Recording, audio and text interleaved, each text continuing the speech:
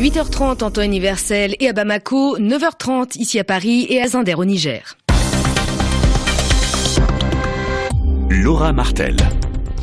Bonjour à tous et bienvenue dans cette édition. Manifestation de colère hier dans plusieurs pays africains. Des musulmans ont dénoncé la publication de caricatures du prophète Mahomet dans le journal Charlie Hebdo. Dans la deuxième ville du Niger, Zinder, 4 personnes ont été tuées.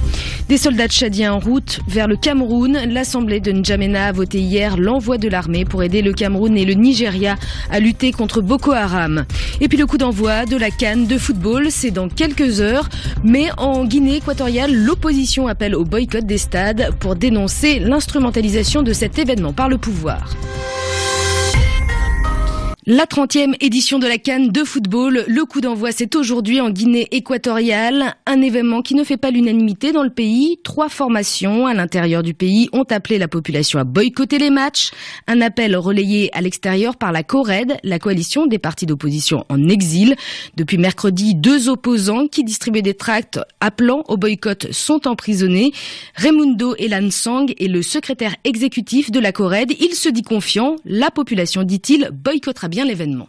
Ce n'est pas le foot en réalité que nous sommes en train de boycotter.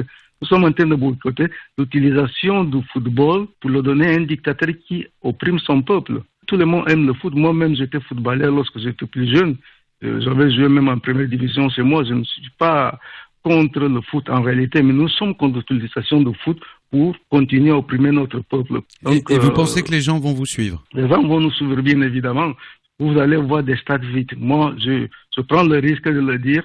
Ce n'est pas bien pour le continent africain, mais il faudra aussi que nous, en tant que jeunes Africains qui aimons notre continent, continuons à privilégier ce qui est la liberté, ce qui est le désir de nos peuples, que privilégier tout simplement un spectacle sportif. Nous lançons vraiment cet appel et on lance vraiment l'appel pour que nos frères africains nous soutiennent aussi. La liberté de notre peuple est plus importante que de jouer la CAN.